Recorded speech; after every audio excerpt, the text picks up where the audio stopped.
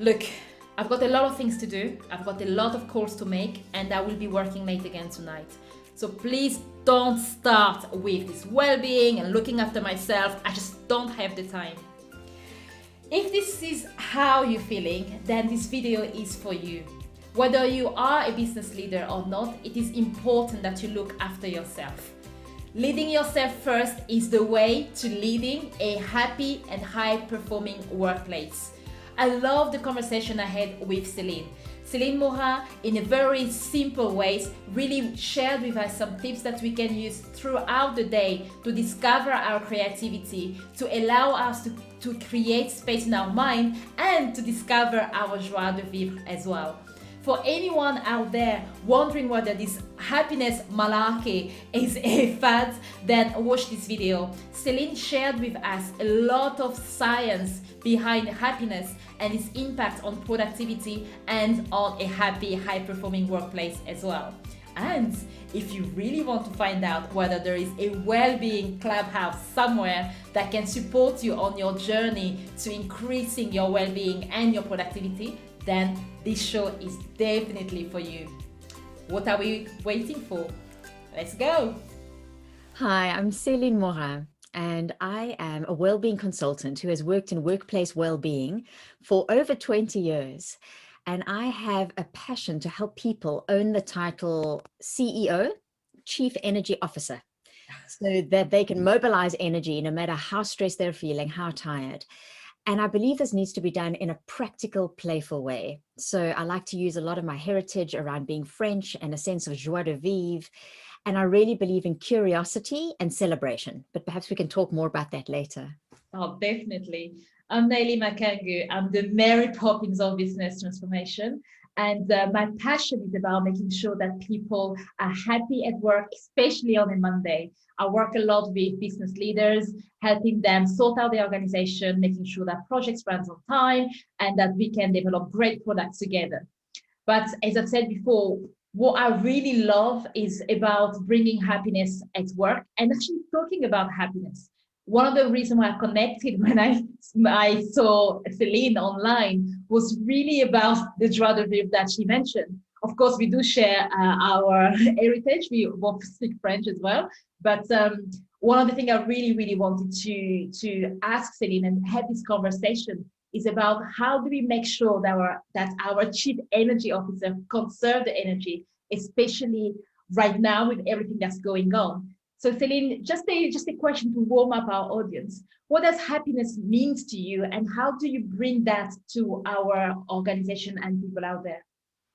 Such a lovely question, because when we have a strong reason why something is important to us, it's easier to find a how. So why is happiness and joy important for each of us? Because it is unique. The more I do this work, the more I realize we're all different and there's no one answer for everybody, right? Yeah.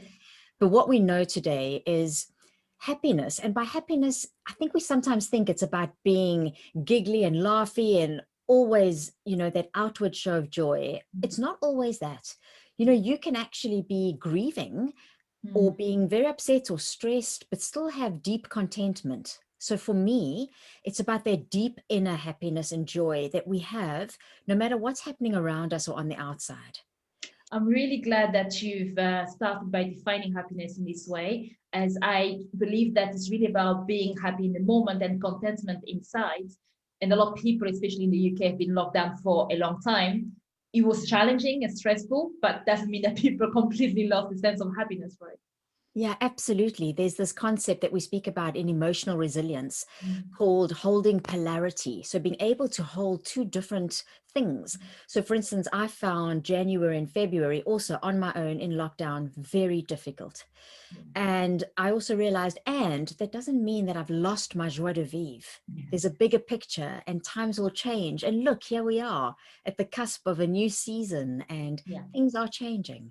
Yeah. So having that inner happiness is key. And now there's so much science to show that it's so good for us. It's good for our brain health and our overall well-being. So it's important to have these conversations. And happier employees are more productive and engaged.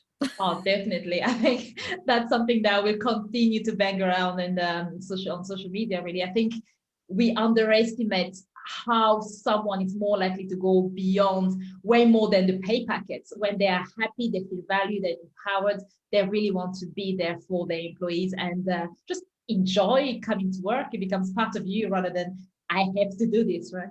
Exactly. And emotions are contagious, Yeah. whether they're good or bad. So you rather want to be somebody, I guess, who spreads happiness and joy rather than frustration and anger or rage, you know?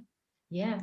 And how do you think that happiness affects how behavior at work as well? I think how it affects us, or how us, if I speak from my own personal perspective, I can have a really tough day with back-to-back meetings and deadlines and pressure, and maybe I haven't slept well, so I'm not feeling my best, or I've had a difficult conflict with, someone I love. And yet, knowing and having resources, so perhaps we can talk about some practical things that you can do. Yes, definitely. It's like having tools in your toolbox, like today, oh, I need this tool, I can reach for it. But if it's not there, or if you haven't practiced it, you're not going to use it in those moments. So work, we know, adds many stressful moments to our days, just by nature of working with other people, having deadlines, technology. I mean, I was again this morning on a 3-hour masterclass, and of course the tech didn't always work. But instead of getting frustrated, I was able to use some techniques and stay present and grounded. And we had a lovely session, despite what happened. And what kind of techniques did you use this morning just to kind of get back, especially when you with everything going on and you know that, oh my God, people are waiting for me and tech problems. Yeah. So two things. The first thing is the breath. So I tapped into my breath, because when we're stressed or when we're unhappy, we tend to constrict our bodies and become quite tight, and we don't breathe. And simply taking a deep breath in and exhaling can help so much. I mean, I use breath work a lot for mental well-being, emotional well-being, physical well-being. So I made sure that I didn't contract my breathing. And then I actually stepped away from my desk for 10 seconds. Yeah. I stepped away, I came back, and then motion shifts emotion, right? And often we sit for too long. So taking breaks is so important, and moving your body. And then, of course, if you can add another layer to that, like getting fresh air or connecting with somebody or touching a pet or seeing the sunshine, those are small things that we can pepper in our day to make sure that we have, we don't just drain our energy all the time. We actually put back. Especially right now, there's a lot of people that are working back to back in meetings, back to back in tasks and activities. They are not stepping away from what they're doing, which is adding more stress. And I also love what you said about the emotion shifts. When I talk about falling in love with positive conflict in organization, a lot of people come back to me and say, well, it's really difficult because in the moment I can't think, I'm stressed, I maybe want to cry, I want to scream, and what do I do? And I guess emotion shifts is really another thing that, in addition to the breath work you've mentioned as well, that's something that can do, even if it's for kind of like, guys, let's take, even 10 minutes or 10 minutes, 10 seconds, just to recenter ourselves, just to kind of help you think a little bit more as well. Yeah, exactly. I mean, there's something that I use regularly called the mindful minute. Yeah. So I take 60 seconds, I've got it set on my phone, Mm. and I go inward. I like to close my eyes so I'm not distracted by things. And I count how many breaths I'm taking. And the science is showing that we should have single digits breaths. So if you can, take 9 breath cycles or less in a minute. If you're breathing, and a I'm lot of trying my it right now, actually. when I do this exercise with my clients, sometimes they're taking 15, 20, 25 breaths in a minute. And that can often be an indication that you're in that fight or flight state. You're Yeah. pulled into the stress response. And a little bit of stress is okay, but most of us have got stress like 14 hours a day. And with everything that's gone on around the world, there's this huge amount of collective stress that we cannot ignore, And so starting with yourself and managing your own triggers, and the breath is a great place to start, because it works so quickly. When you slow down your breath, for many of us, it can have a good impact. It may not make you instantly feel happy and joy, Yeah. but it may reduce that sense of stress, which is what pulls away from our happiness and joy. Yes. And you're saying that I would say the maximum, but the recommended number of breaths you can take in a minute is about 9 or so. Well, 6 to 8 breath cycles in a minute. Okay, 6 to So 8. I always tell people, if you're getting to 9 or less, Mm. excellent. Wow. Excellent. Yeah, Yeah. yeah. And a breath cycle is 1 inhale and 1 exhale. So Mm. is one. Yeah. Is two. And we know that because when we're feeling very stressed or uptight or a negative emotion, if you become aware of your breath, you'll notice how it changes. Yeah. And it's hard to feel upset and stressed and anxious when you're breathing slowly and deeply. Yeah, it's a Yeah. bit like not just controlling the situation, but recentering back into yourself and just letting all of the negative energy just slowly dissipate out of your body. Yeah. Yeah. So there can be lots of chaos around you, Mm. and you can still feel calm inside. So the stress may not go away. The deadline's still there. The team meeting link won't work. The deliveries come. Your kids are not listening. Somebody spilled coffee over there. The dogs are barking next door. You can't get a vaccine appointment. Whatever it might be, that can all still be happening, and you can feel calm inside. Yeah, And definitely. calm is a great step towards inner joy and happiness, because it's not easy to always feel it. I don't always feel inner joy and happiness. I assure you that. Yeah. But I know that these different techniques work. Like Yeah. another one is having a gratitude practice. So there's a lot of Ah. science to show Mm. from various universities, Dr. Martin Seligman, Sean Acor from Harvard, to show that when we think about things we're grateful for, just for a few minutes every day, the brain starts to rewire to look for things to be grateful for. So you become almost more of an optimist. It's quite exciting. And it just takes a few minutes of reflecting on, what am I happy for? What am I grateful for today? Especially in the life that we are living at the moment, we're always on the go. For business leaders, there's always a matrix to hit. There's a problem to solve. As soon as you've done something great and amazing, you don't stop. You're already thinking, okay, right, what next? So for people that are like that, especially whether you are driven because you want to achieve something, or you are running away from your task list that never ends, how do you suggest they can, I wouldn't say force themselves, but really bring this idea of gratitude into their crazy busy lives as well? Such a good question, because a lot of the stuff we know, it's common knowledge, but it's not common practice. And Big. things only work when we actually put them into practice. So Mm. we've got to find ways to have quick wins. That means make it super easy and simple. So for me, when I wake up in the morning, I've got a notebook, a gratitude journal next to my bed. And I try, and before I do anything else, well, I have a bottle of water next to my bed. So I drink 10 sips of water, because I sometimes forget to drink water and then I get a headache. So I hydrate and I write down what I was grateful for from the day before, unless I've written in my journal before I go to bed at night. Yeah. But sometimes I'm just so exhausted, I don't do that. So I find at the end of my day, that those like 10, 15 minutes before you want to go to sleep and the first 10 or 15 minutes of the morning, rather than reaching for your phone and getting pulled into everybody else's agenda and the news and the media, which is likely not going to cause you happiness and joy, find ways that you can bring happiness and joy there. Yeah. Yeah, maybe it's also a mindfulness practice, or it's 5 minutes of stretching while the kettle's boiling, but do something for you before you engage with the outside world. I always say that's very important in the morning and at night as Yeah. well. Yeah. I agree. I do actually something similar, but I tend to be more reflective at night and just ready to get going in the morning. In the morning, I might not do most of the journaling and stuff like that, but I will definitely not even read my emails until I've done something for me, as you mentioned.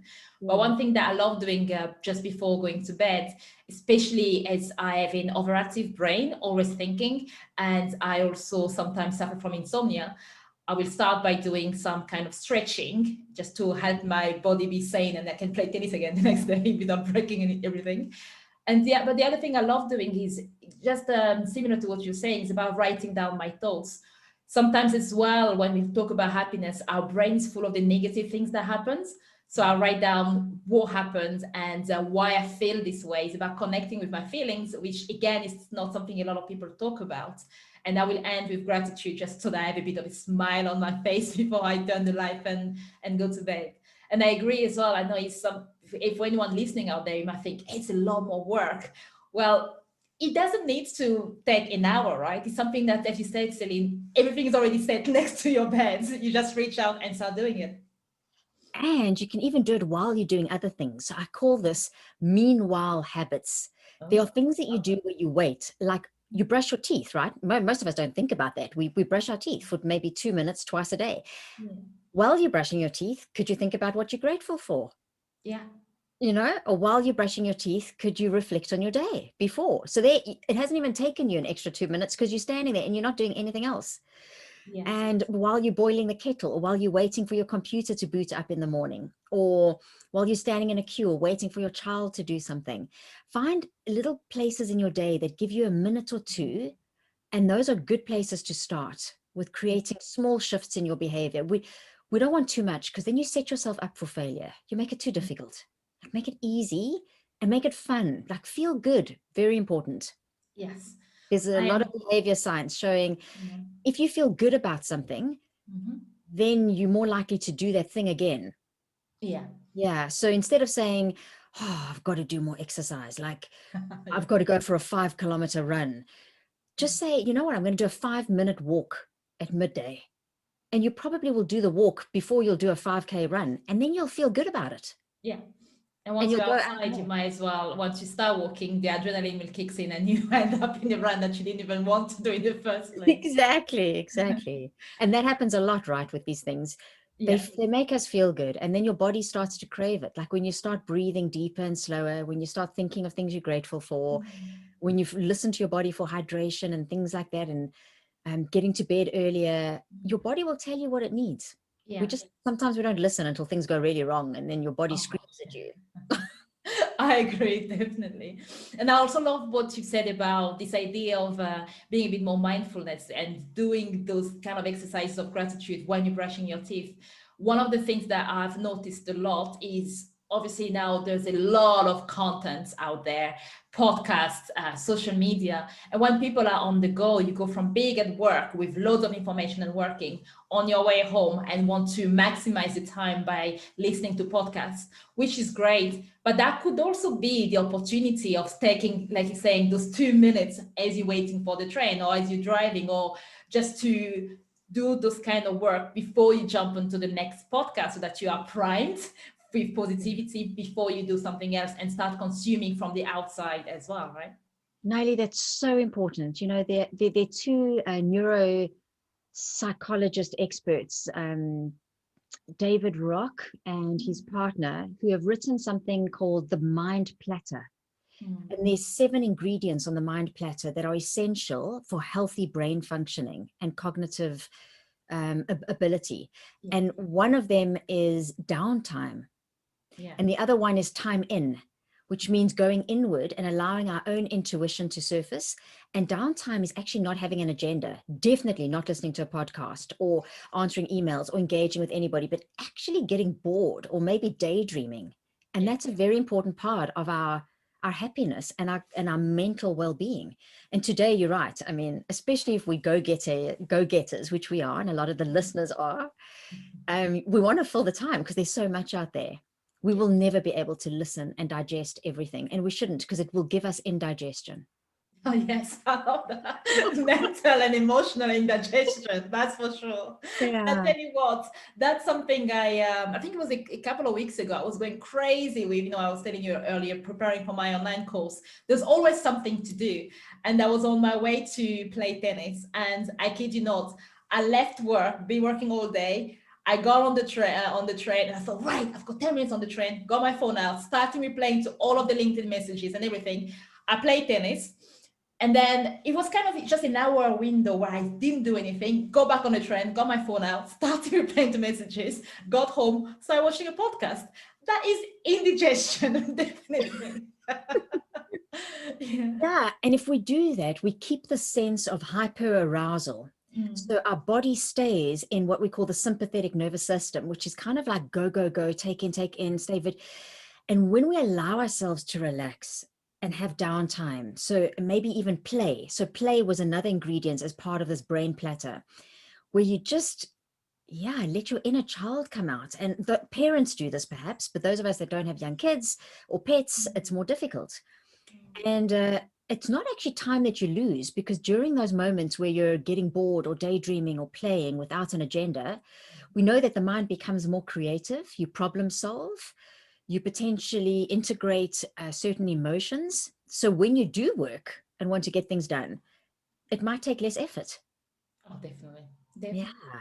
And how do you play when you're not working? I will ask you on the work and play later, but I just want to be interested to find out, again, this is the joie de vivre. How do you play when you're not working? I do several things. I try and do creative projects. Like at the moment, I'm building jigsaw puzzles. Well, nice. I Speak to my yeah, mind. I cook. I cook even if it's just for myself. I really enjoy spending time with food. I do salsa dancing, which is not exercise for me. So it's for me, it's about, you know, the rhythm, the connection with people. It's been hard because it's only virtual, but it's something. Yeah. How else do I play? I did an improvisation course Oh, last month. nice. I love those. That was really Fun. good to Yeah. play because you can't get it right or wrong and you have to just be playful. Yes. Yeah. And when And we can, I'm going to look at spending time with children. I really miss young child energy. That lockdown has brought that up for me. yes, definitely. And I guess once we can finally go back to dancing again, we should definitely connect. I love salsa dancing. I Ah, think it's yeah, it's one of the things that after a long day and I just want to disconnect, I go for a bit of a dance, and there's nothing like like that for me. Obviously, yeah, I spoke a lot about tennis, but salsa dancing is definitely something we can do together. yeah. And there's so many activities and choices out there. It really, I always say to people, stay curious, keep Yeah. asking questions, and you'll potentially find solutions that you didn't even know you needed or wanted. Hmm. Yeah. And so, how about playing at work? This is really something that is core to me, and the messages I share with my audience. This idea is that work can be play, work can be fun. Of course, not everything that you do at work will be fun. As we talked about, happiness is not a constant, you're not happy all the time, but it's the same with work. There will be things that you like and things that you don't like doing my finances.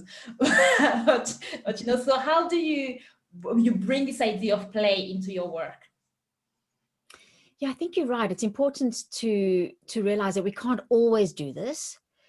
But I think it starts with definitely having pauses, because it's hard to notice if you're not playful or if you are stressed or if you don't even have the chance to become aware of how you are. Yeah. So if you can, in between meetings, even if it is for 10 seconds, just to check in with yourself.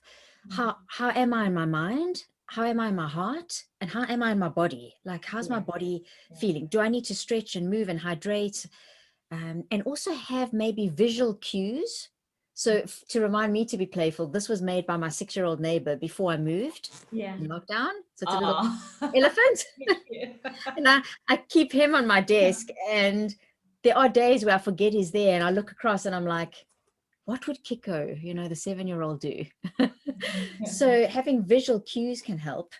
And if you feel that a task at work is taking you longer than usual, or if there's a bit of conflict, or if you're not in the zone or in flow, there's a lot of Yeah. research around the concept of flow, is change your perspective, move away from your computer, change your body, look at something further out the window, go step outside, come back in. And that change in perspective can sometimes help an emotional and mental change in perspective.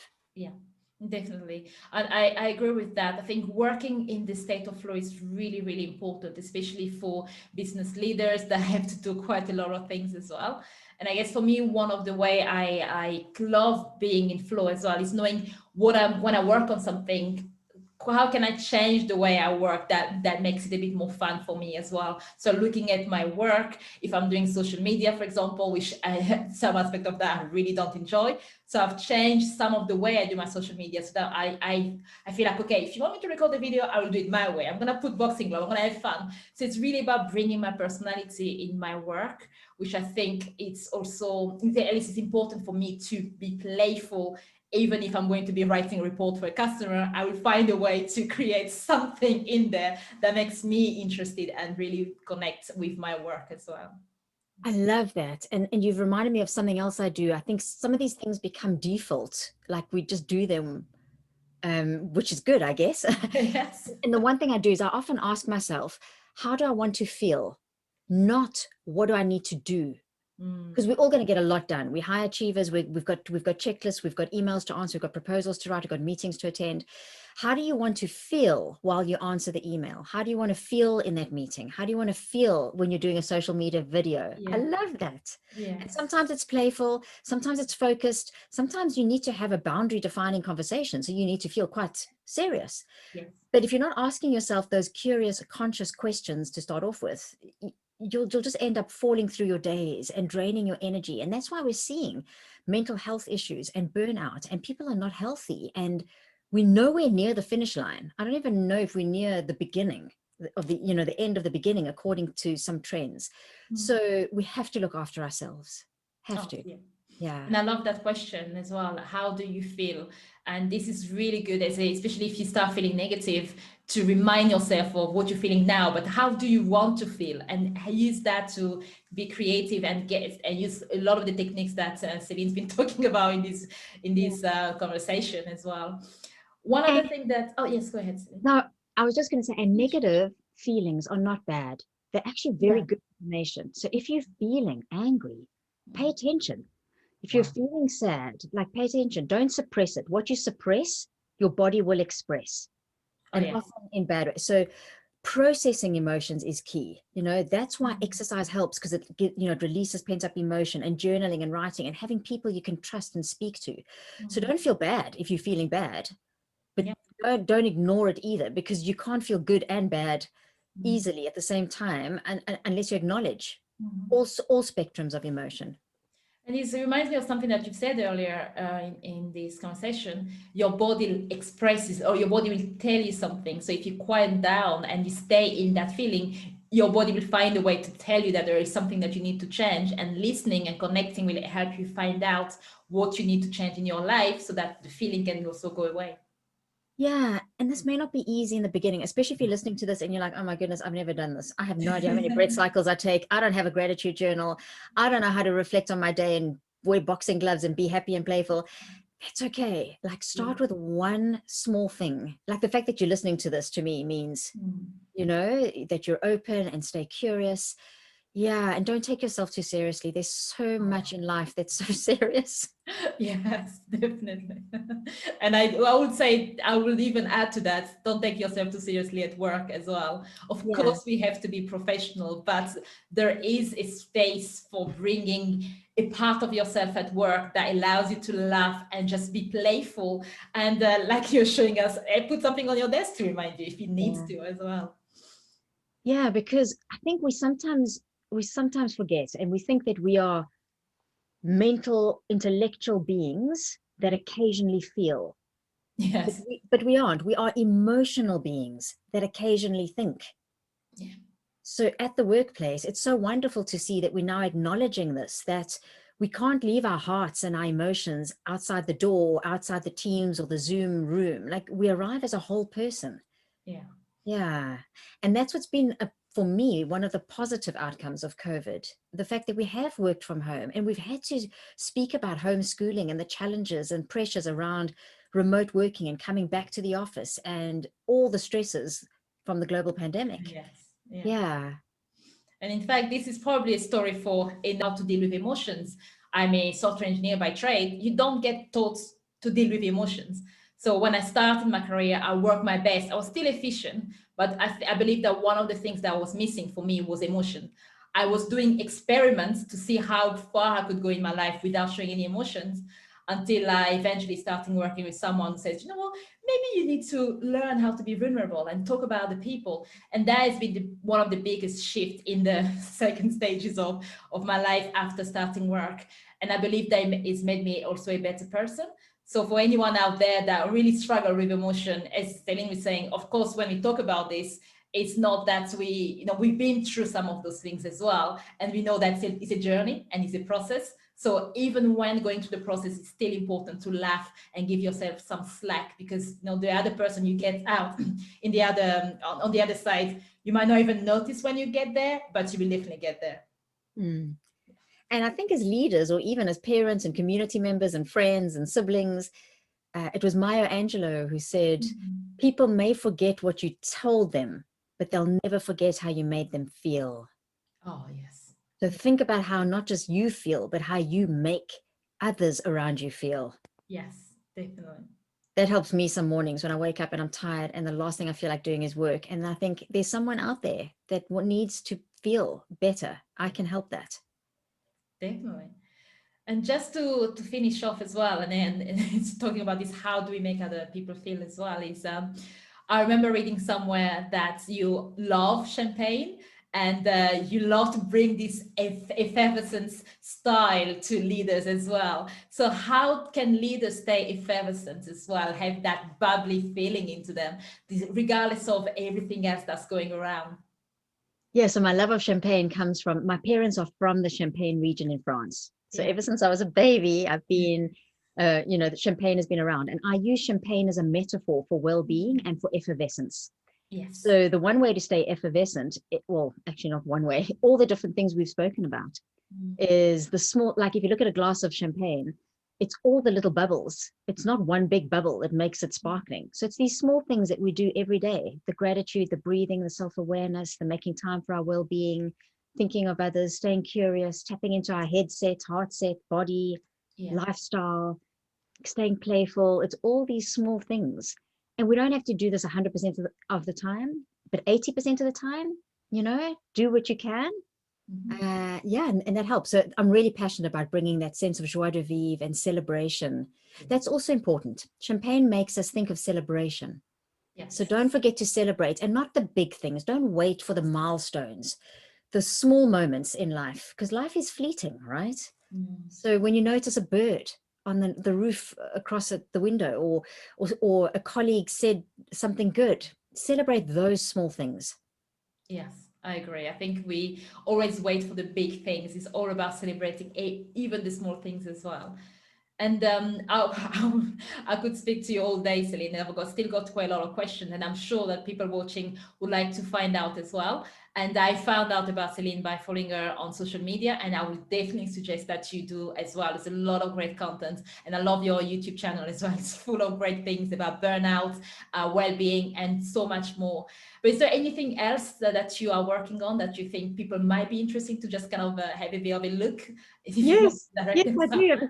Yes, if you like my style and you like what I have to say around joie de vivre and curiosity and connection and celebration, there's an online community that I've started, and it's called the Wellbeing Clubhouse. So if you look up the wellbeingclubhouse.com, you can come along I run monthly masterclasses. You can also join the membership and have access to videos and other content, because alone is hard, but together is easier.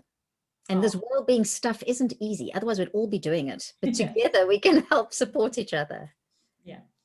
Definitely. So what is it called again? The Clubhouse? The Wellbeing Clubhouse. The Wellbeing Clubhouse. Okay. So I'll make sure that I have that in the show notes as well, so people to go and have a look. So we're just about to go, and I'm sure that most of the people watching this will probably already start either starting something else or thinking about the next step.